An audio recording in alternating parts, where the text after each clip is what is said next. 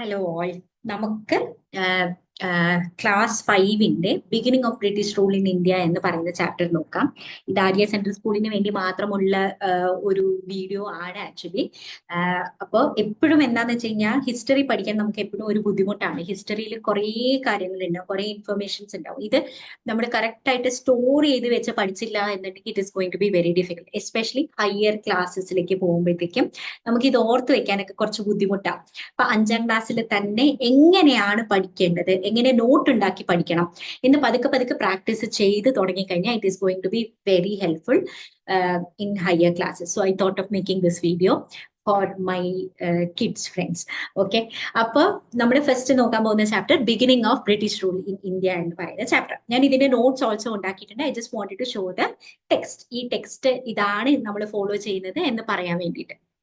So beginning of British rule in India എന്ന് പറയുന്ന ചാപ്റ്ററിൽ നമുക്ക് എന്തൊക്കെയാ പഠിക്കാനുള്ളത്? ബ്രീഫ്ലി മെയിൻ ആയിട്ട് പറഞ്ഞാൽ ബ്രിട്ടീഷുകാർ വന്നു. ഓക്കെ, ബ്രിട്ടീഷുകാര് എന്തുകൊണ്ട് വന്നു, ആരുടെ പുറകെ വന്നു? ബ്രിട്ടീഷുകാർ വന്നു, എന്നിട്ട് ഇവിടെ ട്രേഡ് ചെയ്തു. ട്രേഡ് ചെയ്തപ്പോഴത്തേക്കും അവർക്ക് വീണ്ടും എനിക്ക് ട്രേഡിന്റെ മുകളിൽ ഫുൾ കൺട്രോൾ വേണമെന്ന് പറഞ്ഞിട്ട് ഇന്ത്യയുടെ മുകളിൽ ട്രേഡ് കൺട്രോൾ കൂടുതൽ കൂടുതൽ കൂടുതൽ കൊണ്ടുവരാൻ തുടങ്ങി. അങ്ങനെ ട്രേഡ് കൺട്രോൾ ചെയ്യാൻ വേണ്ടിയിട്ട് അവർ യുദ്ധങ്ങൾ ഉണ്ടാക്കി, പോളിസീസ് ഉണ്ടാക്കി. അത് കഴിഞ്ഞപ്പോഴത്തേക്കും ദ്രോഹം സഹിക്കാൻ വയ്യാണ്ട് ഇന്ത്യക്കാര് തിരിച്ചടിച്ചപ്പോഴത്തേക്ക് എന്തായിരുന്നു കോൺസിക്വൻസ്? ഇതാണ് നമുക്ക് പഠിക്കാനുള്ളത്. ഈ ചാപ്റ്ററിൽ ഇത്രേ പഠിക്കാനുള്ളൂ. എന്താ പഠിക്കാനുള്ളത്? ബ്രിട്ടീഷുകാർ വന്നു, ആരുടെക്കോ പുറകെയാണ് അവർ വന്നത്. എന്തിനു വേണ്ടിയിട്ടാണ് വന്നത്? ട്രേഡ് ചെയ്യാനാണ് വന്നത്. എന്നിട്ട് ട്രേഡ് കൂട്ടാൻ വേണ്ടിയിട്ട്, അതായത് ട്രേഡ് എന്ന് പറയുന്നത് അവർ വ്യാപാരം കാശുണ്ടാക്കുന്നത് കൂട്ടാൻ വേണ്ടിയിട്ട് അവര് ഞങ്ങൾ മാത്രം ട്രേഡ് ചെയ്താൽ മതി എന്ന് പറഞ്ഞിട്ട് ബാക്കിയുള്ള ബിസിനസ്സുകാരെയൊക്കെ ഓടിക്കാൻ തുടങ്ങി. ഓക്കെ, അതെങ്ങനെയാ ഓടിച്ചത്? വാർ കാരണം ഓടിച്ചു. കുറെ യുദ്ധങ്ങൾ ചെയ്തിട്ട് ബാക്കിയുള്ളവരെ തുരത്തി ഓടിക്കാൻ നോക്കി. രണ്ടാമത് കുറെ പോളിസീസ് കൊണ്ടുവന്നു. അത് കഴിഞ്ഞപ്പോഴത്തേക്കും ഇവർ കുറെ പോളിസീസും യുദ്ധങ്ങളും ചെയ്ത് നമ്മളെ ഇന്ത്യക്കാർക്ക് സഹിക്കാൻ വയ്യാണ്ട് ആയപ്പോഴത്തേക്കും നമ്മൾ തിരിച്ചടിച്ചു.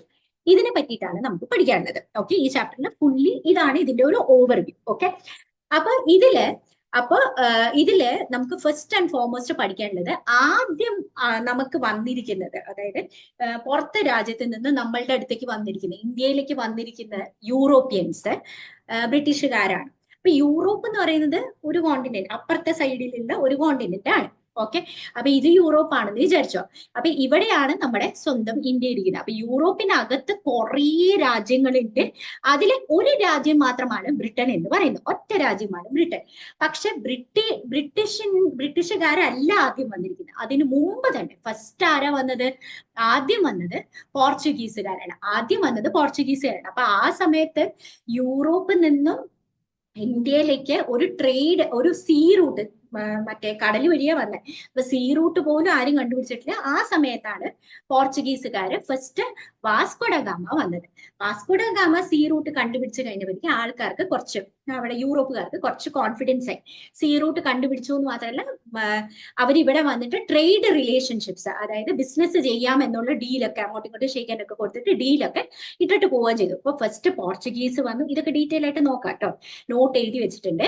പോർച്ചുഗീസ് ഉണ്ട്, അത് കഴിഞ്ഞിട്ട് ഫ്രഞ്ചുകാർ വന്നു, അത് കഴിഞ്ഞിട്ട് ഡച്ച് വന്നു, എന്നിട്ടാണ് ബ്രിട്ടീഷ് വന്നത്. PFD, Portuguese, French, Dutch. Okay, എന്നിട്ടാണ് നമ്മുടെ ബ്രിട്ടീഷുകാർ വന്നത്. എന്നിട്ട് ഈ ചേട്ടന്മാരെയൊക്കെ തുരത്തി ഓടുകയും ചെയ്തു. ഓക്കെ, അപ്പൊ ഫസ്റ്റ് പോർച്ചുഗീസ് വന്നു, യൂറോപ്യൻസ്, അവരാണ് ഫസ്റ്റ് യൂറോപ്യൻസ്. അപ്പൊ യൂറോപ്പിൽ തന്നെ പോർച്ചുഗീസ് ഉണ്ട്, യൂറോപ്പിൽ തന്നെ ഫ്രാൻസ് ഉണ്ട്, ഡച്ചുകാരുണ്ട്, അങ്ങനെ കുറെ പേരുണ്ട്. പോർച്ചുഗീസ് വന്നു, ഫ്രഞ്ച് വന്നു, ഡച്ച് വന്നു. അത് കഴിഞ്ഞിട്ടാണ് ഇവരെല്ലാവരും ട്രേഡിംഗ് സെന്റേഴ്സ് എസ്റ്റാബ്ലിഷ് ചെയ്തു. പോർച്ചുഗീസിൽ ആരാ ഫസ്റ്റ് വന്നത്? വാസ്കോഡഗാമ വന്നു. അത് കഴിഞ്ഞിട്ട് ഫ്രഞ്ച്, ഡച്ചും വന്നിട്ട് ട്രേഡിംഗ് സെന്റേഴ്സ് എന്ന് പറഞ്ഞാൽ എന്താ? ഫാക്ടറീസ് പോലത്തെ സാധനങ്ങൾ അവർ എസ്റ്റാബ്ലിഷ് ചെയ്തു. എന്നിട്ടാണ് ബ്രിട്ടീഷ് വന്നത്. ബ്രിട്ടീഷ് എന്ന് പറഞ്ഞാൽ ആരാണ്? ബ്രിട്ടീഷ് എന്ന് പറഞ്ഞു കഴിഞ്ഞാൽ അവര് ട്രേഡ് ചെയ്യുന്ന എല്ലാവരും കൂടി ഒരു ഗ്രൂപ്പാണ് ഉണ്ടാക്കിയത്. ഓക്കെ, ആ ഗ്രൂപ്പിന്റെ പേരാണ് English East India company. Okay, അതിനെ പറ്റിയിട്ട് നമ്മൾ ഡീറ്റെയിൽ ആയിട്ട് പഠിക്കും. എന്നിട്ട് ഇംഗ്ലീഷ് ഈസ്റ്റ് ഇന്ത്യ കമ്പനി വന്നിട്ടാണ് അവര് ഒരറ്റത്ത് നിന്ന് ട്രേഡ് ചെയ്യാൻ തുടങ്ങി. എന്നിട്ട് പറഞ്ഞു, ഞങ്ങൾക്ക് പോർച്ചുഗീസുകാരുടെ കൂടെ ട്രേഡിംഗ് ഷെയർ ചെയ്യാൻ പറ്റില്ല, ഫ്രഞ്ചുകാരുടെ കൂടെ ട്രേഡിംഗ് ഷെയർ ചെയ്യാൻ പറ്റില്ല, ഡച്ചും പറ്റില്ല എന്ന് പറഞ്ഞിട്ട് അവരുടെ അടുത്ത് യുദ്ധം ചെയ്യാൻ തുടങ്ങി. ഇന്ത്യക്കാരുടെ അടുത്ത് സ്വന്തമായിട്ട് യുദ്ധം ചെയ്യാൻ തുടങ്ങി. തുടങ്ങി. അങ്ങനെ കുറെ യുദ്ധങ്ങള് അവര് ചെയ്തു. ആ 2 യുദ്ധത്തിനെ പറ്റിയിട്ട് നമ്മൾ പഠിക്കും. അത് കഴിഞ്ഞിട്ട് അവർ കുറെ പോളിസീസ് കൊണ്ടുവന്നു. ഓക്കെ, പോളിസീസും കൊണ്ടുവന്ന് കഴിഞ്ഞപ്പോഴത്തേക്കും നമുക്ക് ഭയങ്കരമായിട്ട് ദേഷ്യം വരാൻ തുടങ്ങി. ഇന്ത്യക്കാർക്ക് ബ്രിട്ടീഷിന്റെ അടുത്ത് ദേഷ്യം വരാൻ തുടങ്ങി. അങ്ങനെ അവരുടെ അടുത്ത് തിരിച്ച് യുദ്ധം ചെയ്തു. ആ കഥയും നമ്മൾ പഠിക്കും. ഓക്കെ, അത് കഴിഞ്ഞപ്പോഴത്തേക്കും ബ്രിട്ടൻ രാജ്യത്തിന് മനസ്സിലായി. അപ്പൊ ഇത് ഇംഗ്ലീഷ് ഈസ്റ്റ് ഇന്ത്യ കമ്പനിയാണ്, ഒരു ഗ്രൂപ്പുകാരാണ് ഇവിടെ വന്നത്. ഇംഗ്ലീഷ് ഈസ്റ്റ് ഇന്ത്യ കമ്പനി ഭരിച്ചോണ്ടാണ് ഇരുന്നത്. കുറെ രാജ്യങ്ങൾ, കുറെ സ്ഥലങ്ങളില് ഇൻഡയറക്ട്ലി ഭരിച്ചോണ്ടാണ് ഇരുന്നത്, ഇൻഡയറക്ട്ലി കേട്ടോ. അപ്പൊ ഇങ്ങനെ പ്രശ്നമായി തുടങ്ങിയപ്പോഴത്തേക്കും ബ്രിട്ടനിലുള്ള ആൾക്കാർക്ക് മനസ്സിലായി, രാജ്ഞിക്ക് മനസ്സിലായി സംഭവം പ്രശ്നമാണ്, ഇംഗ്ലീഷ് ഈസ്റ്റ് ഇന്ത്യ കമ്പനി ഭരിക്കേണ്ട, ഞാൻ ഡയറക്ട്ലി ഭരിച്ചോളാം എന്ന് പറഞ്ഞിട്ട് അവിടുത്തെ രാജ്ഞി നമ്മളുടെ അഡ്മിനിസ്ട്രേഷൻ അങ്ങോട്ട്, നമ്മളെ ഭരിക്കുന്ന പരിപാടി, അതായത് അഡ്മിനിസ്ട്രേഷൻ ഏറ്റെടുത്തു. ഇതാണ് ഈ ചാപ്റ്ററിൽ മുഴുവനായിട്ട് നമുക്ക് പഠിക്കാനുള്ളത്. ഓക്കെ, അപ്പൊ നമുക്ക് ഇതിനെ പറ്റിയിട്ട് ഡീറ്റെയിൽ ആയിട്ട് നോക്കാം. ഇതിന് താഴോട്ട് എന്താ ഉള്ളത്? ആദ്യം ബ്രിട്ടീഷ് വന്നു. ബ്രിട്ടീഷ് വന്നതിന് ശേഷം coming of British to India, അത് കഴിഞ്ഞിട്ട്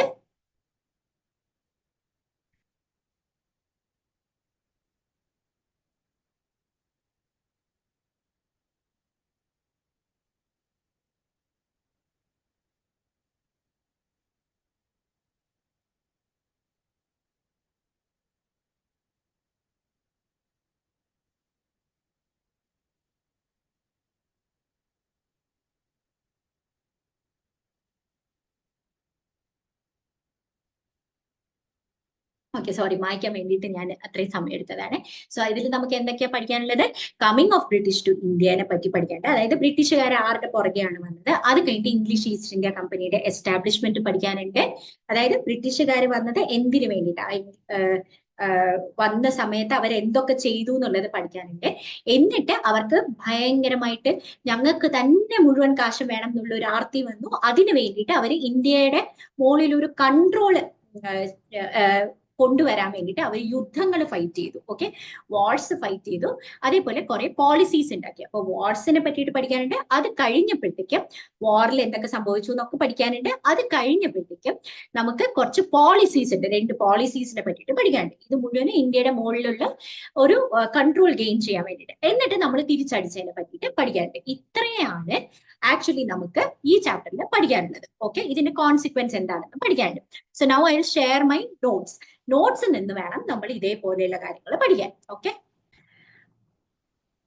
ഓക്കെ, അപ്പൊ ഇത് നോക്കിയേ, ഇതിൽ എന്തൊക്കെയാ നമുക്ക് തോക്കാനില്ല. അപ്പൊ ഫസ്റ്റ് ആൻഡ് ഫോർമോസ്റ്റ് എന്തുകൊണ്ട് ബ്രിട്ടീഷുകാർ വന്നു? ഇംഗ്ലീഷ് ഈസ്റ്റ് ഇന്ത്യ കമ്പനി ആണ് ഫസ്റ്റ് വന്നത്. അവർ വന്നിട്ട് ഇവിടെ എന്തൊക്കെ സെറ്റപ്പ് ചെയ്തു? ആദ്യത്തെ ഫാക്ടറി സെറ്റപ്പ് ചെയ്തു. എന്നിട്ട് കുറെ ഫാക്ടറീസ് സെറ്റപ്പ് ചെയ്തു. ആ ഫാക്ടറിക്ക് ചുറ്റും കുറെ ഫോർട്ടുകൾ ഉണ്ടാക്കി, കോട്ടകൾ ഉണ്ടാക്കി. അത് കഴിഞ്ഞപ്പോഴത്തേക്ക് ഇതെല്ലാം കഴിഞ്ഞിട്ട് EECക്ക് കൂടുതൽ കൺട്രോൾ വേണം. EIC എന്ന് പറഞ്ഞാൽ ഇംഗ്ലീഷ് ഈസ്റ്റ് ഇന്ത്യ കമ്പനി. അവർ കുറെ യുദ്ധങ്ങൾ ചെയ്തു, കൂട്ടത്തില് പോളിസീസ് ക്രിയേറ്റ് ചെയ്തു. കൺട്രോൾ ഗെയിൻ ചെയ്യാൻ വേണ്ടിയിട്ട് കുറെ പോളിസീസ് ക്രിയേറ്റ് ചെയ്തു. അത് കഴിഞ്ഞിട്ട് എന്താ സംഭവിച്ചത്? അത് കഴിഞ്ഞപ്പോഴത്തേക്കും നമ്മൾ തിരിച്ചടിക്കാൻ തുടങ്ങി, revolt against the British. So English East India company വന്നു, എങ്ങനെ കൂടുതൽ കൺട്രോൾ ഗെയിൻ ചെയ്തു, അത് കഴിഞ്ഞിട്ട് നമ്മൾ എങ്ങനെ തിരിച്ചടിച്ചു. ഇത്രയാണ് നമുക്ക് പഠിക്കാനുള്ളത്. ഓക്കെ, ഓക്കെ, അപ്പൊ ടെക്സ്റ്റിലുള്ള അതേ സാധനമാണ് ഞാൻ ഇട്ടിരിക്കുന്നത്, കുറച്ചും കൂടി സിംപ്ലിഫൈഡ് നോട്ട്സ് ആയിട്ട് ഇട്ടിരിക്കാം. അപ്പൊ ഫസ്റ്റ് ബ്രിട്ടീഷ് ആണോ വന്നത്? ഫസ്റ്റ് ബ്രിട്ടീഷ് അല്ല വന്നത്. യൂറോപ്പ് എന്ന് പറയുന്ന കോണ്ടിനെന്റിൽ കുറേ രാജ്യങ്ങളുണ്ട്. അതിലാദ്യം വന്നിരിക്കുന്നത് ഫസ്റ്റ് പോർച്ചുഗീസ് ആണ്. അപ്പൊ പോർച്ചുഗീസ് വന്നപ്പോ നമുക്ക് ഒരു സ്ഥലത്തേക്ക് പോകാൻ അറിയില്ല. അപ്പൊ ആദ്യം ആരെങ്കിലും പോകും. അപ്പൊ they found new sea route. അപ്പൊ ഫസ്റ്റ് സീ റൂട്ട് വന്നു, which was very advantages for British, കാരണം അവരെ ഫോളോ ചെയ്താൽ മതി. സീ റൂട്ട് കണ്ടുപിടിച്ചു. എന്നിട്ട് ഇവിടെ വന്നിട്ട് നമ്മൾ എല്ലാവരും കൂടിയിട്ട് അവരെ കൊന്നിട്ടുണ്ടായിരുന്നു എന്നുണ്ടെങ്കിലോ? ഇല്ല, നമ്മൾ വളരെ നന്നായിട്ട് നല്ല ആൾക്കാരായിട്ട് അവരുമായിട്ട് ട്രേഡ് റിലേഷൻഷിപ്പ് എസ്റ്റാബ്ലിഷ് ചെയ്തു. നമ്മൾ നല്ല മനുഷ്യരാണ്. അപ്പൊ India establish trade relationship with Portuguese. അപ്പൊ പോർച്ചുഗീസുകാർ തിരിച്ച് ബ്രിട്ടന്റെ അടുത്ത് പോയി പറഞ്ഞു, നല്ല മനുഷ്യരാണ് കേട്ടോ, നമുക്ക് അവരുമായിട്ട് ട്രേഡ് ചെയ്യാം. അപ്പൊ ഫസ്റ്റ് സീ റൂട്ട് കണ്ടുപിടിച്ചു. എന്നിട്ട് നമ്മൾ ട്രേഡ് റിലേഷൻഷിപ്പ്, അവര് പോർച്ചുഗീസ് ട്രേഡ് റിലേഷൻഷിപ്പ് ഇന്ത്യയായിട്ട് സെറ്റപ്പ് ചെയ്തു. എന്നിട്ട് ട്രേഡ് റിലേഷൻഷിപ്പില് അവരെന്താ ചെയ്തത്? They setup factory in Cochin and Goa. കൊച്ചിയിലും ഗോവയിലും അവര് സംഭവങ്ങളെല്ലാം സെറ്റപ്പ് ചെയ്തു. ഓക്കെ. എന്നിട്ട് ഇങ്ങനെ സെറ്റപ്പ് ചെയ്തിട്ട് അവർക്ക് നഷ്ടം വന്നു കഴിഞ്ഞാൽ ഒരു മനുഷ്യന് ഇങ്ങോട്ട് വരില്ലായിരുന്നു. അവര് ഹ്യൂജ് പ്രോഫിറ്റ് ഉണ്ടാക്കി, ഭയങ്കര ഹ്യൂജ് പ്രോഫിറ്റ് ഉണ്ടാക്കി. അവരെങ്ങനെയാ പ്രോഫിറ്റ് ഉണ്ടാക്കിയ? ഇന്ത്യക്കാരുടെ കയ്യിൽ നിന്നും സാധനങ്ങൾ ചെറിയ കാശിന് വാങ്ങിക്കും, യൂറോപ്പിൽ പോയി വലിയ കാശിന് തിരിച്ചു വിൽക്കും. ഓക്കെ. ഇതുകൊണ്ട് ഇത്രയും ഫാക്ടേഴ്സ് ഉള്ളത് കൊണ്ടാണ് ഇവരുടെ പുറകെ ബാക്കി യൂറോപ്പുകാർ വന്നത്. ബാക്കി യൂറോപ്പുകാരൊക്കെയാ? പോളണ്ട്, ഫ്രാൻസ്, ബ്രിട്ടന് എല്ലാവരും അവരുടെ പുറകെ വന്നത്. അപ്പൊ നമ്മുടെ മേജർ ടീം, മേജർ വില്ലന്മാര് which is Britain also came after them. എന്തുകൊണ്ട് വന്നു ബ്രിട്ടൻ? ഇത്രയും ഫാക്ടേഴ്സ് ആണ്. ഒന്ന്, sea route was already found by Portuguese. രണ്ട്, trade relationship proved successful. Trade relationship was establish with India. മൂന്നാമത്തത്, ഈ ഫാക്ടറി ഒക്കെ സെറ്റപ്പ് ചെയ്യാനുള്ള ഫെസിലിറ്റി ഉണ്ട്. കൊച്ചിയിലും ഗോവയിലും ഒക്കെ ഫാക്ടറി സെറ്റപ്പ് ചെയ്തു. Means it was very good. നമ്മുടെ ഒരു എൻവയോൺമെന്റ് ഭയങ്കര ഫ്രണ്ട്ലി ആണ് ആൾക്കാർ വരുന്നതിന്. അതേപോലെ തന്നെ ഹ്യൂജ് പ്രോഫിറ്റ് ഉണ്ടാക്കി ഇവര്. സോ ഈ പ്രോഫിറ്റ്, കാശിന്റെ അത്യാർത്ഥി കൊണ്ട് ബ്രിട്ടൻകാരും ഹോളണ്ടും ഫ്രാൻസും എല്ലാവരും വന്നു. ഓക്കെ. അപ്പൊ എങ്ങനെ ഇവർ പ്രോഫിറ്റ് ഉണ്ടാക്കിയത്? Goods were bought at low price from India and it was sold at high price in Europe. ഇങ്ങനെയാണ് ഇവര് കാശുണ്ടാക്കിയത്. Okay. Now coming to English East India company വന്നു. അപ്പൊ ഇവരുടെ പുറകെ ആരാ വന്നതെന്ന് നമ്മൾ പറഞ്ഞ? ഹോളണ്ട് വന്നു, ഫ്രാൻസ് വന്നു, ബ്രിട്ടൻ വന്നു. Holland, France, Britain. ഓക്കെ. എന്റെ കൂടെ പറയണേ. ഓക്കെ. മാക്സിമം എന്റെ കൂടെ തന്നെ പറഞ്ഞു പോണേ, ഞാൻ റിപ്പീറ്റ് ചെയ്യുമ്പോഴത്തേക്കും. അങ്ങനെ ഇംഗ്ലീഷ് ഈസ്റ്റ് ഇന്ത്യ കമ്പനി. അപ്പൊ ബ്രിട്ടീഷുകാര് ഡയറക്ട്ലി അല്ല വന്നത്, അവിടെ നിന്ന് ട്രേഡേഴ്സ് ആണ് വന്നത്, ബിസിനസിന്റെ ആൾക്കാരാണ് വന്നത്. അപ്പൊ ബിസിനസിന്റെ ആൾക്കാരെ എന്ത് ചെയ്തു? ബിസിനസിന്റെ ആൾക്കാരെല്ലാവരും കൂടിയിട്ട് ഒരു ഒരു ഒരു അസോസിയേഷൻ ഫോം ചെയ്തു. ഓക്കെ. ദേ ഫോംഡ് ബിസിനസ് ട്രേഡേഴ്സ് എല്ലാവരും കൂടിയിട്ട്. So what is English East India company എന്നാണ് നമുക്ക് അടുത്തത് പഠിക്കേണ്ടത്. അപ്പൊ ബ്രിട്ടീഷുകാര് വന്നു, അതിന് മുമ്പ് ആരൊക്കെ വന്നു, എന്തുകൊണ്ട് വന്നു എന്ന് നമ്മൾ പഠിച്ചു കഴിഞ്ഞു. വൈ ബ്രിട്ടീഷ് കെയിം എന്ന് നമ്മൾ പഠിച്ചു കഴിഞ്ഞു. ഓക്കെ. സോ അവർക്ക് മുന്നേ എന്തൊക്കെ സംഭവിച്ചു? Now we are going to study about English East India company. English East India company എന്ന് പറയുന്നത് ആരാണ് ഫോം ചെയ്തത്? It was formed by merchants. Merchants എന്ന് പറഞ്ഞാൽ എന്താ അർത്ഥം? ട്രേഡ് ചെയ്യുന്ന ആൾക്കാര്. ട്രേഡ് ചെയ്യുന്ന ആൾക്കാർ എല്ലാവരും കൂടിയിട്ടാണ് English East India Company form ചെയ്തത്. It was form by merchants, business ചെയ്യുന്ന ആൾക്കാര്. മർച്ചന്റ്സ് എപ്പോ ഫോം ചെയ്തു? 1600. When was it form? Who formed it? Under whose authority?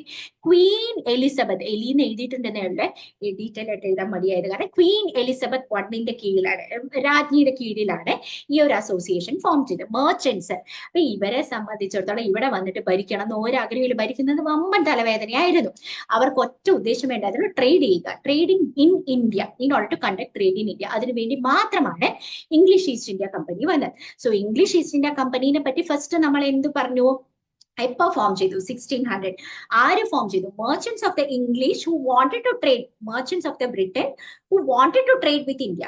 അവരാണ് ഇത് ഫോം ചെയ്തത് under queen Elizabeth one. And what did they want? They wanted to conduct trade in India. That's all. എന്നിട്ട് അവർ വന്നിട്ട് എന്ത് ചെയ്തു? ഫാക്ടറീസ് എസ്റ്റാബ്ലിഷ് ചെയ്തു. ഫാക്ടറിക്ക് ചുറ്റും കോട്ടകൾ എസ്റ്റാബ്ലിഷ് ചെയ്തു. രണ്ട് കാര്യങ്ങൾ ചെയ്തു. ഫാക്ടറീസ് എസ്റ്റാബ്ലിഷ് ചെയ്തു, ഫാക്ടറിക്ക് ചുറ്റും ഫോർട്ട് എസ്റ്റാബ്ലിഷ് ചെയ്തു. ഫസ്റ്റ് ഫാക്ടറി എവിടെ എസ്റ്റാബ്ലിഷ് ചെയ്തു? 1615. 1600 English East India Company form ചെയ്തത്. The came to India 1615. സൂററ്റില് ഫസ്റ്റ് ഫാക്ടറി എസ്റ്റാബ്ലിഷ് ചെയ്തു. സൂററ്റില് ഫസ്റ്റ് ഫാക്ടറി എസ്റ്റാബ്ലിഷ് ചെയ്തു. ഇത് ആരാ സമ്മതിച്ചത്? വെറുതെ കയറിയിട്ട് ചെയ്യാൻ പറ്റില്ല അല്ലെ, സമ്മതിക്കാൻ ഒരാൾ സമ്മതിക്കണമല്ലോ. Mughal emperor Jahangir. See, Mughal emperor is supposed to be the emperor of the entire nation, at least for the majority of the nation. Okay. Mughal emperor Jahangir ആരാണ്? മുഗൾ എംപറർ ജഹാംഗീർ സൂററ്റില് ഫസ്റ്റ് ഫാക്ടറി എസ്റ്റാബ്ലിഷ് ചെയ്യാൻ ഇംഗ്ലീഷ് ഈസ്റ്റ് ഇന്ത്യ കമ്പനിയെ സമ്മതിച്ചു. ഓക്കെ. സോ അപ്പൊ Mughal territory, മുഗളിന്റെ കീഴിലുള്ള എല്ലാ ടെറിട്ടറിയിലും, which is a vast territory, ആ ടെറിട്ടറിയിൽ മുഴുവൻ ട്രേഡ് ചെയ്യാൻ സമ്മതിച്ചു. So English East India Company establish ആയി 1600. ക്വീൻ എലിസബത്തിന്റെ അതോറിറ്റിയിൽ എസ്റ്റാബ്ലിഷ്ഡ് ആയി. They were permitted to conduct trade within India. They came in 1615 and established their first factory in 1615 in Surat. With whose permission? Mughal Emperor Jahangir's permission. Adu kayinittu, so once the factory was established, what happened? Adu kayinippetteki they were permitted to conduct trade within the Mughal Empire. First factory കഴിഞ്ഞിട്ട് ബാക്കി എന്നുള്ളത് നിങ്ങൾ പോയിട്ട് പരീക്ഷയ്ക്ക് എഴുതരുത്. Rest of the factories എവിടെയൊക്കെയാണ് establish ആയത്? 1623 ആയപ്പോഴത്തേക്കും സൂറത്ത്, ബ്രോച്ച്, അഹമ്മദാബാദ്, ആഗ്ര. ഓക്കെ. അപ്പൊ ബാസ എന്ന് പഠിച്ചാൽ മതി. ബ്രോച്ച്, ബാസ എന്ന് പറഞ്ഞാല് ബി ഫോർ ബ്രോച്ച്, അഹമ്മദാബാദ്, സൂറത്ത്, അതേപോലെ ആഗ്ര. ബ്രോച്ച്, അഹമ്മദാബാദ്, സൂരത്, ആഗ്ര. അങ്ങനെ ഒരു 5 പ്രാവശ്യം പറയണം. നമുക്ക് അറിഞ്ഞൂടാത്ത വാക്ക് വരുമ്പോഴും 5 ടൈംസ് പറയണം. എന്നിട്ട് ഒരു കോഡ് ഉണ്ടാക്കണം. ബാസ, ഓക്കെ, നാസ പോലെ ബാസ. ഫസ്റ്റ് ഫാക്ടറീസ് എവിടെയൊക്കെ എസ്റ്റാബ്ലിഷ് ചെയ്തു? ബാസ, ബ്രോച്ച്, അഹമ്മദാബാദ്, സൂരത്, ആഗ്ര ഇവിടെ എസ്റ്റാബ്ലിഷ് ചെയ്തു. സി, അപ്പൊ ഫസ്റ്റ് ഫാക്ടറി സൂറത്തിൽ എസ്റ്റാബ്ലിഷ് ചെയ്തു. ഓക്കെ, സൂറത്തിൽ എപ്പോ എസ്റ്റാബ്ലിഷ് ചെയ്തു? 1615 എസ്റ്റാബ്ലിഷ് ചെയ്തു. ദെൻ ബൈ 1623 ബാസയിൽ എസ്റ്റാബ്ലിഷ് ചെയ്തു. ബാസ എന്ന് പറഞ്ഞു കഴിഞ്ഞാൽ എന്താണ്? ബ്രോച്ച്, അഹമ്മദാബാദ്, സൂറത്ത് ആൻഡ് ആഗ്രയിൽ എസ്റ്റാബ്ലിഷ് ചെയ്തു. എന്നിട്ട് എന്താ ചെയ്തത്? ഇത് രണ്ടും trading centres or factories, trading centres or factories ആണ്. എന്നിട്ട് എന്താ, ഇതൊരു ഫാക്ടറി ആണെന്ന് വിചാരിച്ചോ? ഈ ഫാക്ടറിക്ക് ഇങ്ങനെ ഒരു കുറെ ഫാക്ടറി വലിയ സ്ഥലമാണ് കേട്ടോ, അതിന് ചുറ്റും വലിയ കോട്ട അവർ ഫോം ചെയ്യുന്നുണ്ട്. ഫോർട്ടിഫിക്കേഷൻ ഇങ്ങനെയല്ല കേട്ടോ, ഫോർട്ട് ഞാൻ മനസ്സിലാക്കാൻ വേണ്ടി പറഞ്ഞു. Fort is a very big centre, അത് അവരുടെ സ്പേസ് ആക്കി മാറ്റുന്നത് പോലെയാണ്. So they started fortifying the trade centres and factories. Trade നടക്കുന്ന സ്ഥലങ്ങൾ, ട്രേഡ് സെന്റേഴ്സിനും ഫാക്ടറിക്കും ചുറ്റും ഫോർട്ട് ക്രിയേറ്റ് ചെയ്യാൻ തുടങ്ങി. ദേ സ്റ്റാർട്ടഡ് ഫോർട്ടിഫൈ. അപ്പൊ ഇറ്റ് വാസ് എസ്റ്റാബ്ലിഷ്ഡ് ഇൻ 1600. അത് കഴിഞ്ഞപ്പോഴത്തേക്കും വെറുതെ ട്രേഡ് ചെയ്യാനായിട്ട് എസ്റ്റാബ്ലിഷ് ചെയ്തതാണ് ക്വീൻ എലിസബത്തിന്റെ കീഴിൽ. എന്നിട്ട് 1600 അവർ ഫോം ചെയ്തിട്ട് 1615 വന്നു. സൂററ്റില് അവർ ഫസ്റ്റ് ഫാക്ടറി എസ്റ്റാബ്ലിഷ് ചെയ്തു വിത്ത് പെർമിഷൻ ഫ്രം ആരാണ്? ജഹാംഗീർ. അതുകൊണ്ട് തന്നെ അവർക്ക് എല്ലാ മുഗൾ ഏരിയാസിലും ട്രേഡ് ചെയ്യാൻ പെർമിഷൻ ഉണ്ടായിരുന്നു. Then by 1623 they had established factories in Bharuch, Ahmedabad, Surat, Agra. Okay, then they started fortification of trade centers. Trade സെന്റേഴ്സിന്റെ ഫാക്ടറീസിന്റെ ഫോർട്ടിഫിക്കേഷൻ നടന്നു. ഫോർട്ടിന്റെ പേര് എന്തൊക്കെയാ? കൽക്കട്ട, മെഡ്രാസ്, ബോംബെ. കൽക്കട്ട, മെഡ്രാസ്, ബോംബെയില്. കൽക്കട്ടയില് ഫോർട്ട് വില്യം, കൽക്കട്ടയിലെ ഫോർട്ട് വില്യം. ഇത് മൂന്ന് പ്രാവശ്യം പറയണം. ഓക്കെ, എന്നിട്ട് മെഡ്രാസിലെ ഫോർട്ട് സെന്റ് ജോർജ്, മെഡ്രാസിലെ ഫോർട്ട് സെന്റ് ജോർജ്. എന്നിട്ട് കണ്ണടച്ചിട്ട് കൽക്കട്ടയിലെ ഫോർട്ട് വില്യം, മെഡ്രാസിലെ ഫോർട്ട് സെന്റ് ജോർജ്, കൽക്കട്ടയിലെ ഫോർട്ട് വില്യം, മെഡ്രാസിലെ ഫോർട്ട് സെന്റ് ജോർജ്. ഇതിന് തൊട്ട് മുന്നേ കാണാതെ പഠിച്ചത് ഓൾസോ ഒരിക്കൽ പറയണം. എവിടെയൊക്കെയാ ഫാക്ടറീസ് എസ്റ്റാബ്ലിഷ് ചെയ്തത്? ബാസ, ബാ എന്തായിരുന്നു? ബി എന്ന് പറയുന്നത് ബ്രോച്ച്, അഹമ്മദാബാദ്, സൂറത്ത്, ആഗ്ര. ഇങ്ങനെ നമ്മൾ കാണാതെ പഠിക്കുന്നതിന്റെ ഒരു ലിസ്റ്റ് ഉണ്ടാക്കണം. C, there are lot of words in history. This is how you by heart it. കുറെ ഹയർ ക്ലാസ് ഈ സമയത്ത് ഇതൊക്കെ ഇത്രയും കാണാതെ പഠിക്കേണ്ട ആവശ്യമില്ല. But I am just teaching the way in which you have to learn history, biology പോലത്തെ സംഭവങ്ങൾ, so that it is going to be easier for you in higher classes. ഇപ്പൊ ഇതൊക്കെ കാണാതെ പഠിച്ചില്ലെങ്കിൽ മേജർ ഇഷ്യൂസ് ഒന്നും വരാൻ പോകുന്നില്ല. But in higher classes it is going to be difficult. Okay, അപ്പൊ കൽക്കട്ടയിലെ ഫോർട്ട് വില്യം, മെഡ്രാസിലെ ഫോർട്ട് സെന്റ് ജോർജ്, അതേപോലെ ഫോർട്ട് ബോംബെ, ബോംബെയിൽ also there was A fort. ഈ 3 സ്ഥലത്താണ് ഫോർട്ട്സ് ക്രിയേറ്റ് ആയത്. സോ എസ്റ്റാബ്ലിഷ് ആയി വന്നു, factories and trading centres establish ചെയ്തു. അതിന് ചുറ്റും ഫോർട്ട് ക്രിയേറ്റ് ചെയ്തു. Fort against around trade centres and factories create ചെയ്തു. ഇനി എന്താ ചെയ്തേ? ഇവർക്ക് കാശ് കിട്ടി തുടങ്ങി. കാശ് കിട്ടുമ്പോഴത്തേക്കും നമ്മൾ ഈ ട്രെയിനിൽ പോകുന്ന പോലെയാണ്. ആദ്യം ട്രെയിനിൽ ഇരിക്കാൻ സ്ഥലം കിട്ടണേ എന്ന് പ്രാർത്ഥിക്കും. ഇരിക്കാൻ സ്ഥലം കിട്ടിക്കഴിഞ്ഞാൽ അറ്റം കിട്ടണേ എന്ന് പ്രാർത്ഥിക്കും. അറ്റം കിട്ടിക്കഴിഞ്ഞാൽ AC മതിയായിരുന്നു എന്ന് പ്രാർത്ഥിക്കും. AC കിട്ടിക്കഴിഞ്ഞാൽ പ്ലെയിനിൽ പോകണം എന്ന് പ്രാർത്ഥിക്കും. ഇതേപോലെ തന്നെ ഒരറ്റത്ത് നിന്ന് ഫാക്ടറി എസ്റ്റാബ്ലിഷ് ചെയ്തു. ട്രേഡ് ഫാക്ടറീസ് കൂട്ടാൻ തുടങ്ങി. ഫാക്ടറീസ് കൂട്ടിയിട്ട് ചുറ്റും ഫോർട്ടുകൾ ആയിട്ട് അവരുടെ തന്നെ സംഭവം കിട്ടാൻ തുടങ്ങി. എന്നിട്ട് അവർ തീരുമാനിച്ചു, we want to gain more control over the trade in India. More control കിട്ടണം എന്നുണ്ടെങ്കിൽ ഫ്രാൻസുകാരെ പുറത്താക്കണം, ഡച്ചുകാരെ പുറത്താക്കണം, ബാക്കിയുള്ളവരെ പുറത്താക്കണം. ആൻഡ് മോർ ഓവർ ബാക്കി കിങ്ഡംസിനെ മുഴുവനും we want to annex means make it ours. Okay, annex to us. So in order to gain more control over India, they started doing 2 things. One was war. Okay, യുദ്ധത്തോട് യുദ്ധം. 2 policies. Okay, so there now more control. So they came, established now more control. Okay, ആ more controlന് എന്താ ചെയ്തത്? First വാർ create ചെയ്തു, പിന്നെ കുറെ policies. വാറിനെ പറ്റിയിട്ട് പഠിക്കാം. Why was there war? In order to gain, British wanted more control over the trade. Why did they want more control? In order to gain more profit. അതിന് വേണ്ടിയിട്ട് അവര് annex ചെയ്യണം, territories annex ചെയ്യാം. Territory means what?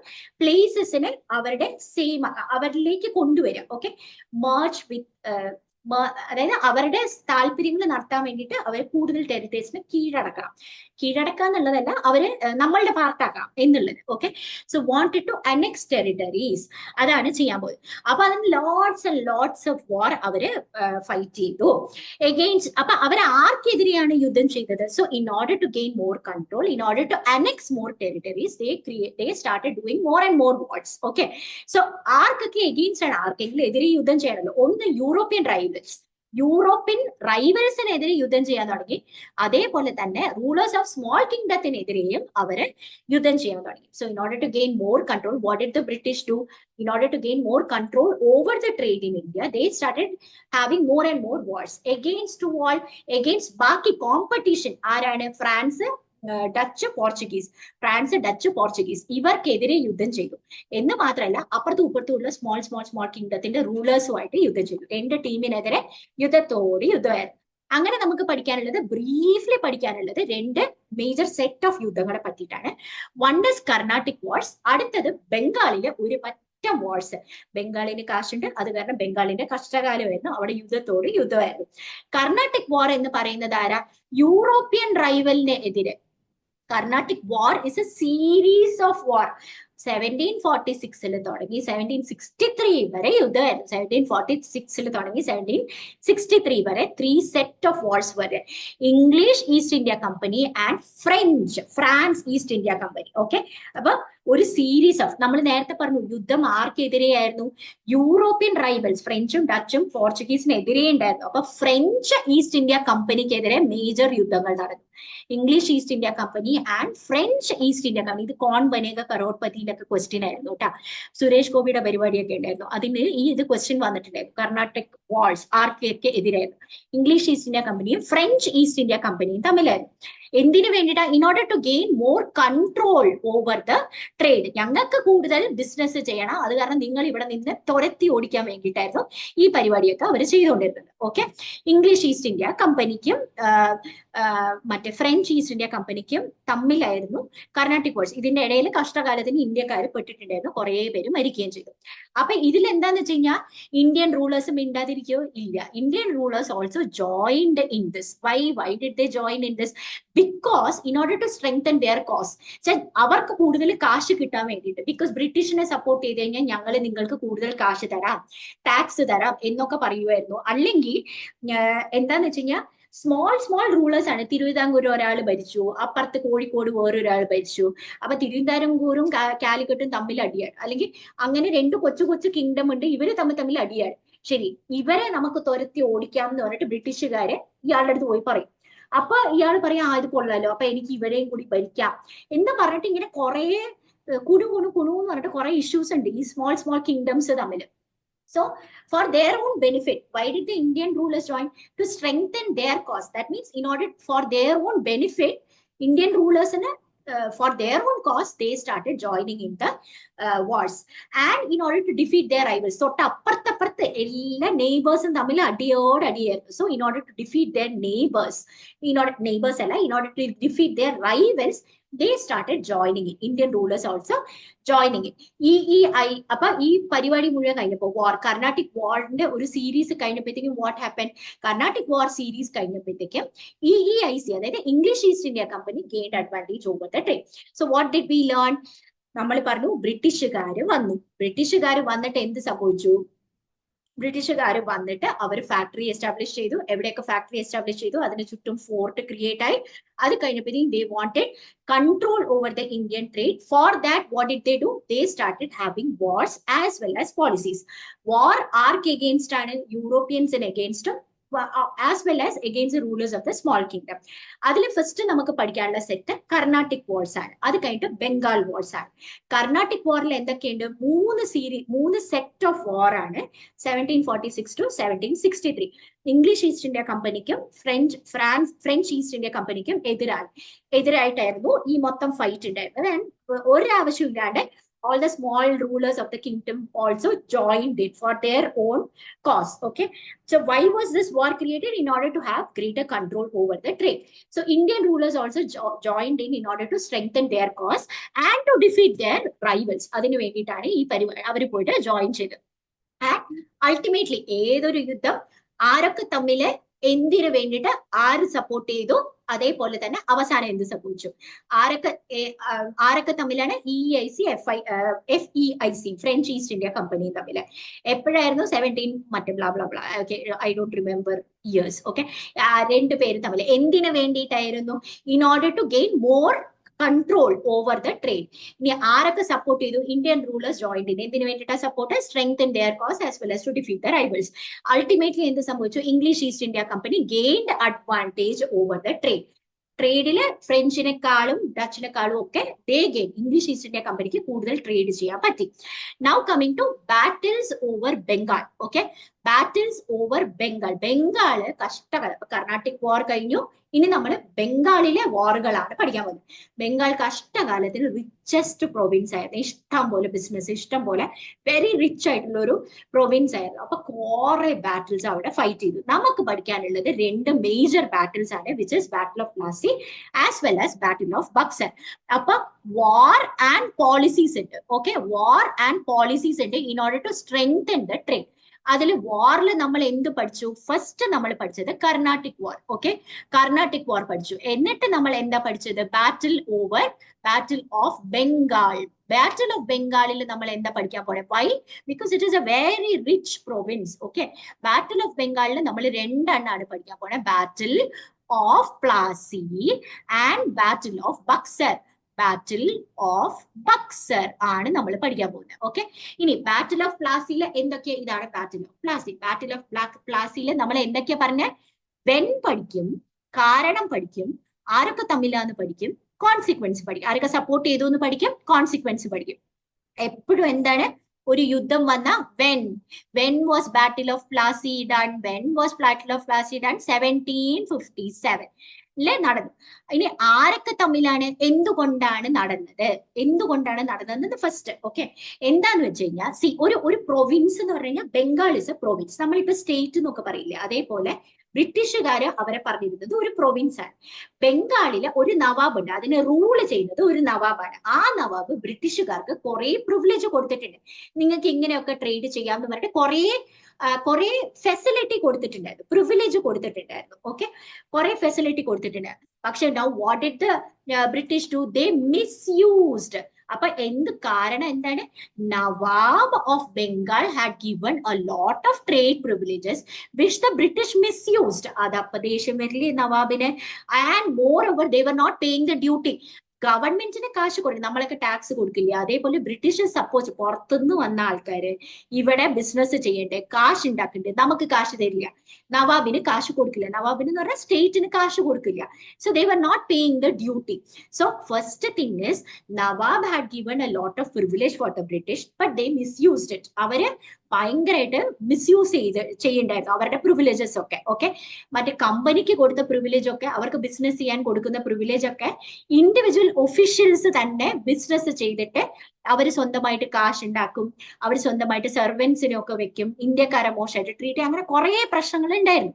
So what ever privilege the Nawab was giving, British was misusing.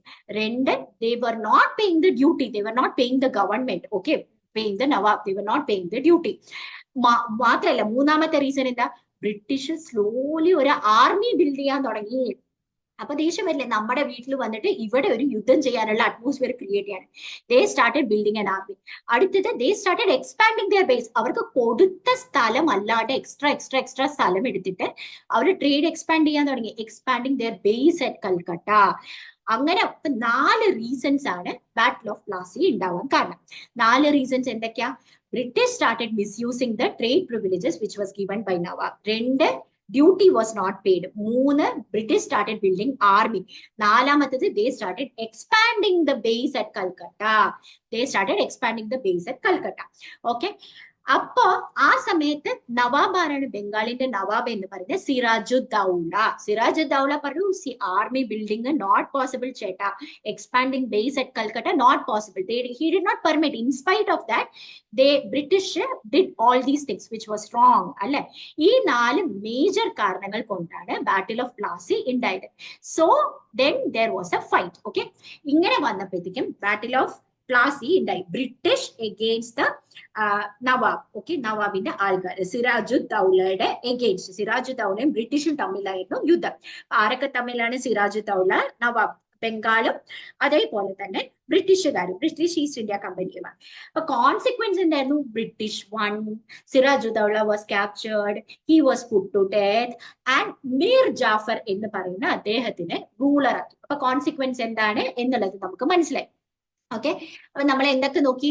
British അല്ല, ബാറ്റിൽ of പ്ലാസിയിൽ എന്താണ്? 1757 the reason being misusing the trade privileges given by Nawab, not paying duty, as well as British was building an army against Sirajuddaulla's permission and expanding the base at Calcutta again against the Sirajuddaulla's permission. Okay, now consequence, British win chedu, Sirajuddaulla was captured and he was put to death. Mir Jafar was made the ruler. Mir Jafar was made the ruler. Major Sirajuddaulla ne konnu, Mir Jafar ne പകരക്കാരനാക്കി. Okay, so this was battle of Plassey. അപ്പൊ war ഉണ്ടായിരുന്നു. വാറിൽ first നമ്മൾ Carnatic wars കണ്ടു. കർണാട്ടിക് വാർസിന് ശേഷം EEIC FEIC തമ്മിലാന്ന് പറഞ്ഞു. അത് കഴിഞ്ഞിട്ടാണ് നമ്മൾ ബാറ്റിൽ ഓഫ് പ്ലാസി വന്നത്. ബാറ്റിൽ ഓഫ് പ്ലാസി എന്നാണ്? ആര് തമ്മിൽ? സിറാജുദ്ദൗലയും ബ്രിട്ടീഷും തമ്മിൽ. എന്തുകൊണ്ടാണ് മിസ്യൂസിങ് പ്രിവിലേജസ്? 4 കാരണങ്ങൾ പറഞ്ഞു, അതിന്റെ കോൺസിക്വൻസ് പറഞ്ഞു. Now the next set of ബംഗാളിന്റെ നെക്സ്റ്റ് സെറ്റ് ഓഫ് ബാറ്റിൽ ആരാണ്? Battle of Buxar in 1764. Battle of Buxar is between Nawab of Bengal, who is Mir Qasim. അപ്പൊ ഏതൊക്കെ ആൾക്കാരെ പഠിച്ചു? സിറാജുദ്ദൗല, എന്നിട്ട് പിന്നെ ആരായിരുന്നു? ഇദ്ദേഹം കഴിഞ്ഞിട്ട് നമ്മൾ ആര് വന്നു? മീർ ജാഫർ. ഓക്കെ, മിർ ജാഫർ വന്നു.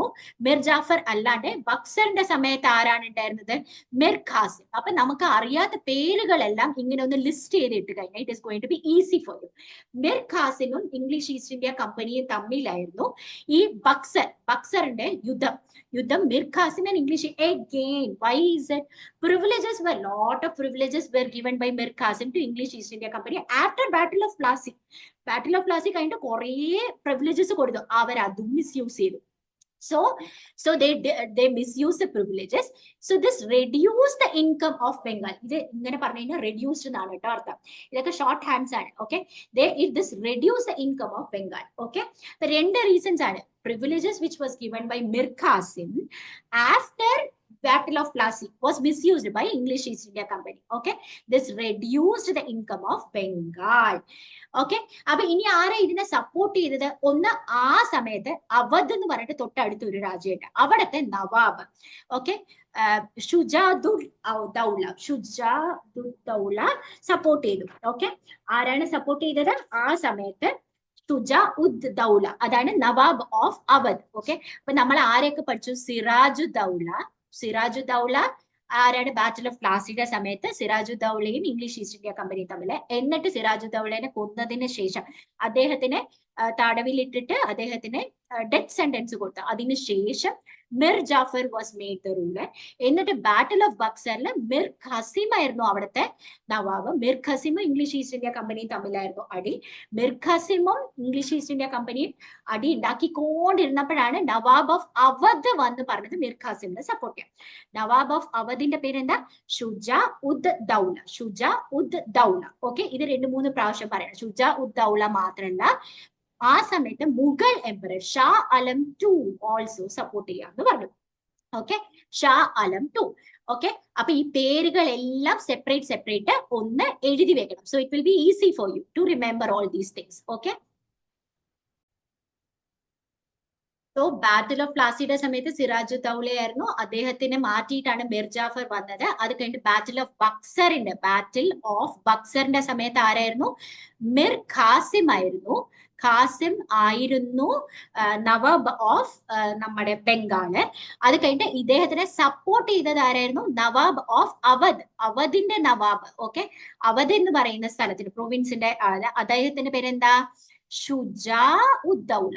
ഓക്കെ, ഷുജാഉദ്ദൗല ആയിരുന്നു നവാബിന്റെ ആള്. ഓക്കെ, ഇത് മാത്രല്ല, മുഗൾ എംപറർ ഓൾസോ സപ്പോർട്ടഡ്. എംപററിന്റെ പേരെന്താണ്? ഷാ ആലം II.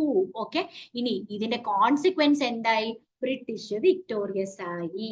ഇതാണ് നമ്മുടെ കഷ്ടകാലം. ഓക്കെ, ബ്രിട്ടീഷ് വിക്ടോറിയസ് ആയി എന്നുള്ളതാണ് നമുക്ക് പ്രശ്നം വന്നത്. ഓക്കെ, ബ്രിട്ടീഷ് വിക്ടോറിയ വന്നു കഴിഞ്ഞപ്പോഴത്തേക്കും വാർ കഴിഞ്ഞു, കർണാട്ടിക് വാർ കഴിഞ്ഞു, ബംഗാളിലെ 2 വാർ കഴിഞ്ഞപ്പോഴത്തേക്കും ഒബ്വിയസ്ലി കമ്പനി പവർ ഭയങ്കരമായിട്ട് കൂടി. Strength in the company power. Carnatic wars കഴിഞ്ഞപ്പോൾ ഫ്രഞ്ചിനെ ബാക്കി യൂറോപ്യൻസിനെ എല്ലാത്തിനെയും ഒന്ന് തുരത്തി, അത് കഴിഞ്ഞ് ബംഗാളിലെ ബാക്കി നവാബിനെ എല്ലാം ഒന്ന് റെഡിയാക്കി, അതായത് ഒന്ന് പവറിൽ വരുമ്പോഴേക്കും അവരെ താഴ്ത്തി താഴ്ത്തി താഴ്ത്തി അവരുടെ പവറിനെ ഇല്ലാണ്ടാക്കും. അപ്പൊ കമ്പനി പവറിനെ സ്ട്രെങ്തൻ ആക്കി. ഇതും പോരാഞ്ഞിട്ട് വാർ ഒരറ്റത്ത് അവർ വെച്ചു. നമ്മൾ പറഞ്ഞു കമ്പനി പവർ സ്ട്രെങ്തൻ ചെയ്യാൻ വേണ്ടിയിട്ട് വാറും ഉണ്ടായിരുന്നു, പോളിസീസ് ക്രിയേറ്റ് ചെയ്തു. So now we are going on to policies. അപ്പൊ നമ്മൾ എന്തൊക്കെ പഠിച്ചു? ബ്രിട്ടീഷുകാര് വന്നു. ഓക്കെ, ഫസ്റ്റ് പോർച്ചുഗീസ് വന്നു. They created a very good environment. After which British came എന്ന് പറഞ്ഞു. ബ്രിട്ടീഷ് കെയിമിന്റെ സമയത്ത് ഇംഗ്ലീഷ് ഈസ്റ്റ് ഇന്ത്യ കമ്പനിയുടെ എസ്റ്റാബ്ലിഷ്മെന്റിന്റെ കാര്യം നമ്മൾ പറഞ്ഞു. എസ്റ്റാബ്ലിഷ് ആയി. എന്തുകൊണ്ട് എസ്റ്റാബ്ലിഷ് ആയി? എസ്റ്റാബ്ലിഷ് ആയതിനു ശേഷം അവർ ക്രിയേറ്റ് ചെയ്ത ഫാക്ടറീസിനെ പറ്റിയിട്ടും ഫോർട്ടിനെ പറ്റിയിട്ടും നമ്മൾ പഠിച്ചു. Now then they wanted to expand the trade control. അതിനു വേണ്ടിയിട്ടുള്ള വാറുകളെ പറ്റിയിട്ട് നമ്മൾ പഠിച്ചു. വാറിൽ കർണാട്ടിക് വാർ ഉണ്ടായിരുന്നു. അത് മാത്രമല്ല, ഇനി ഒരു വാർ ഉണ്ടായിരുന്ന സീരീസ് ആണ് ബംഗാൾ വാർസ്. ബംഗാൾ വാറിൽ നമ്മൾ ബാറ്റിൽ ഓഫ് പ്ലാസി പഠിച്ചു, ബാറ്റിൽ ഓഫ് ബക്സർ പഠിച്ചു. ബാറ്റിൽ ഓഫ് പ്ലാസിയിലെ ആർക്ക് എഗെയിൻസ്റ്റ് ആണ്, അതിന്റെ കോൺസിക്വൻസ് എന്താണ്, ആരൊക്കെ സപ്പോർട്ട് ചെയ്തു? ബാറ്റിൽ ഓഫ് ബക്സറിൽ ആർക്ക് എഗെയിൻസ്റ്റ് ആണ്, എന്തുകൊണ്ട് ഇത് നടന്നു, ആരൊക്കെ സപ്പോർട്ട് ചെയ്തു എന്നുള്ളതാണ് നമ്മൾ പഠിച്ചത്. ഇങ്ങനെ വേണം നമ്മൾ ഒരു ചാപ്റ്റർ ഫുള്ളായിട്ട് ഓർത്ത് വെക്കുന്ന രീതിയിൽ പഠിക്കാൻ. ഓക്കെ, 11th 12th ഈ ഒരു system is very very important if you want to learn biology. Okay, അപ്പൊ ഇപ്പോഴേ ഇതിന് ശീലിച്ചു പോയി കഴിഞ്ഞാൽ ഭയങ്കര ഹെൽപ്ഫുൾ ആയിരിക്കും. ഓക്കെ, ഇനിയുള്ളതാണ് ബാറ്റിൽ ഓഫ് ഇനിയുള്ളതാണ് നമുക്ക് പോളിസീസ്. നമ്മൾ പറഞ്ഞു വാർ ആൻഡ് പോളിസീസ് ആണ്. Okay, policies. അതിൽ പോളിസീസ് ആണ് നമ്മൾ ഇനി പഠിക്കാൻ പോകുന്നത്. 2 പോളിസീസിനെ പറ്റിയിട്ടാണ് നമുക്ക് പഠിക്കാനുള്ളത്. ഓക്കെ, അപ്പൊ വാർ മാത്രമല്ല, നമുക്ക് പോളിസീസ്. ആ പോളിസീസ് ഏതൊക്കെയാ? ഒന്ന് സബ്സിഡിയറി അലയൻസും, അടുത്തത് ഡോക്ട്രിൻ ഓഫ് ലാപ്സും. സബ്സിഡിയറി അലയൻസും ഡോക്ട്രിൻ ഓഫ് ലാപ്സും നമുക്ക് അറിഞ്ഞൂടാത്ത വാക്കാണ്. അറിഞ്ഞൂടാത്ത വാക്ക് വരുമ്പോൾ 3 പ്രാവശ്യം പറയണം. Subsidiary alliance, doctrine of lapse, subsidiary alliance, doctrine of lapse. Okay, എന്നിട്ട് എന്താ ചെയ്യേണ്ടത്? Subsidiary alliance. സബ്സിഡിയറി അലയൻസ് ആര് കൊണ്ടുവന്നു, എന്താണ് ആ പരിപാടി? ഇത്രയും നമുക്ക് പഠിക്കാനുള്ളൂ. ഒരു പോളിസി ഉണ്ടെങ്കിൽ ആര് കൊണ്ടുവന്നു, എന്താണ് ആ പരിപാടി, ഇത്രയേ ഉള്ളൂ. Subsidiary alliance was brought in by Governor General Marquess Wellesley. Governor General Marquess Wellesley. പുതിയ പേരാണ്, പേര് മുഴുവൻ ഒരു സെറ്റ് ആയിട്ട് എഴുതിയിടണം. Okay, Governor General Marquess Wellesley. Doctrine of lapse is another policy which was brought in by Governor General Lord Dalhousie. Governor General ആണ് ഇന്ത്യയിലെ ബ്രിട്ടീഷുകാരുടെ ഏറ്റവും ടോപ്പ് മോസ്റ്റ് ആയിട്ടുള്ള ഇംഗ്ലീഷ് ഈസ്റ്റ് ഇന്ത്യ കമ്പനിയുടെ. ഓക്കെ, കമ്പനിയുടെ ടോപ്പ് മോസ്റ്റ്. ഇതുവരെയും ബ്രിട്ടീഷുകാർ ഭരിച്ചില്ല. ഓക്കെ, കമ്പനിയാണ് മേജർലി ഇൻഡയറക്ട്ലി ഭരിക്കുന്നത് കേട്ടോ. ഡയറക്ട്ലി അവർ ഭരിക്കുന്നില്ല, ഇൻഡയറക്ട്ലി ഭരിക്കുന്നത്. Okay, Governor General Marquess Wellesley കൊണ്ടുവന്നതാണ് subsidiary alliance. Governor General Lord Dalhousie കൊണ്ടുവന്നതാണ് ഡോക്ട്രിൻ ഓഫ് ലാപ്സ്. സബ്സിഡിയറി അലയൻസിൽ എന്താണ് പറഞ്ഞിരിക്കുന്നത്? Okay, it stated that Indian റൂളേഴ്സിന്, അപ്പൊ നമ്മൾ പറഞ്ഞു ഇന്ത്യൻ റൂളേഴ്സ്, ഇവിടെ ഒരു കൊച്ചു റൂളർ ഉണ്ട്. ഇപ്പൊ ഇന്ത്യ ഒരു രാജ്യമല്ലായിരുന്നു, കുറെ കൊച്ചു കിങ്ഡം ആയിരുന്നു. ഒരു കിങ്ഡം, അപ്പൊ മലബാർ കിങ്ഡം ഉണ്ട്, മലബാർ രാജ്യമുണ്ട്, തിരുവിതാംകൂർ രാജ്യമുണ്ട്, മലബാർ രാജ്യമുണ്ട്, തൊട്ടടുത്തടുത്ത്. ഇതേപോലെ തന്നെ തമിഴ്നാട്ടിൽ അവിടെ കുട്ടി രാജ്യങ്ങളായിട്ടാണ് ഇരിക്കേണ്ടത്. അപ്പൊ ഇവിടെ ഒരു രാജ്യമുണ്ട്, ഇവരൊരു രാജ്യമുണ്ട്, ഇവര് തമ്മിൽ എപ്പോഴും അടിയാണ്. അപ്പൊ ചുറ്റുമുള്ള ആൾക്കാർ തമ്മിൽ കണ്ടിന്യൂസ് അടി, എപ്പോഴും പേടിച്ചാണ് ജീവിക്കുന്നത്. ഓക്കെ, എപ്പോ ആര് വന്ന് അറ്റാക്ക് ചെയ്യുന്നത് നമുക്കറിയില്ല, ആരുടെ കൂട്ടുപിടിച്ചിട്ട് നമ്മളെ അറ്റാക്ക് ചെയ്യുന്നത് നമുക്കറിയില്ല. So what the Indian rulers did was, ബ്രിട്ടീഷുകാർ എന്ത് ചെയ്തു? ഇത് അഡ്വാൻറ്റേജ് എടുത്തിട്ട് ബ്രിട്ടീഷുകാർ വന്ന് പറഞ്ഞു, we will protect you. So എന്നിട്ട് അവർ കണ്ടീഷൻ വെച്ചു, Indian rulers under British protection ആണ് subsidiary alliance. Okay, so Indian rulers under British protection അവർ 3 കാര്യം ചെയ്യണം. ഓക്കെ, എന്തൊക്കെയാ 3 കാര്യം? First one is they should maintain a permanent British army. They should maintain a permanent British army. They should pay for the army. And moreover, നിങ്ങളുടെ കോർട്ടിൽ എന്ത് decision ഉണ്ടാവുമ്പോഴും ഞങ്ങൾ അറിയണം. അതിന് വേണ്ടിയിട്ട് എന്താ ചെയ്യേണ്ടത്? ഒരു ബ്രിട്ടീഷ് ഒഫീഷ്യലിനെ നിങ്ങളുടെ കോർട്ടിൽ വെക്കണം. You have to keep an British official known as resident in your court. ഈ മൂന്ന് സാധനം ചെയ്യാം. So subsidiary alliance was brought in by General Marquess Wellesley. And what did he, what was a subsidiary alliance? He stated that Indian rulers who were under the British protection, they should maintain permanent army. They should maintain a permanent end army, Indian army alla, permanent British army maintain cheyyanam, and they should pay for the army, and moreover they should keep a British official known as resident. They should keep a British official known as resident in their court. അവരുടെ കോർട്ടില്, അവരുടെ രാജ്യസഭയില് രാജ്യത്തിനെ പറ്റിയിട്ട്, അവരുടെ സ്വന്തം രാജ്യത്തിനെ പറ്റിയിട്ട്, ഇന്ത്യയല്ല കുഞ്ഞു കുഞ്ഞു കിങ്ഡത്തിനെ പറ്റി എന്ത് ഡിസിഷൻ എടുക്കുമ്പോൾ ഈ റെസിഡന്റ് പോയിട്ട് കമ്പനിയുടെ അടുത്ത് പറയും, ആ റെസിഡന്റ് ഫുൾ ടൈം അവിടെ ഉണ്ടാവണം. You should keep A resident which is British official. എന്ത് റിസ്ക് ആണല്ലേ, നമ്മുടെ വീട്ടിന്റെ സീക്രട്ട് അറിയാനായിട്ട് പുറത്തുനിന്ന് ഒരാള് അവിടെ തന്നെ പെർമനന്റ് ആയിട്ട് നിൽക്കണ പോലെയല്ലേ അത്. So it was very risky. So again policies, രണ്ട് policies, subsidiary alliance, doctrine of lapse. അതിലെ സബ്സിഡിയറി അലയൻസ് നമ്മൾ പറഞ്ഞു, ജനറൽ മാർക്വസ് വെല്ലസ്ലി ആണ് അത് കൊണ്ടുവന്നത്. 3 കണ്ടീഷൻസ് ആണ്. Indian rulers under British protection ആണ് ഇത് applicable. Indian rulers who are under British protection, they should maintain permanent British army, they should pay for the army, as well as there should be a permanent British official known as resident at their court. Now second policy എന്താണ്? Doctrine of lapse. Doctrine of lapse ആരെ കൊണ്ടുവന്നത്? Governor General Lord ഡാൽഹൌസി ആണ് കൊണ്ടുവന്നത്. Subsidiary alliance, ഈ ചേട്ടന്മാർ subsidiary അലയൻസിലുള്ള kingdoms, അവർ ഇനി ഒരു സാധനം കൂടി ചെയ്യണം എന്ന് പറഞ്ഞിട്ട് ഇത് ആഡ് ഓൺ ആയിരുന്നു. ആക്ച്വലി ആഡ് ഓൺ ചെയ്യുമായിരുന്നു ചെയ്തത്. സബ്സിഡിയറി അലയൻസ് ആർക്കാണ് applicable? Indian rulers who are under the British protection. Doctrine of lapse ആർക്കാണ് ആപ്ലിക്കബിൾ?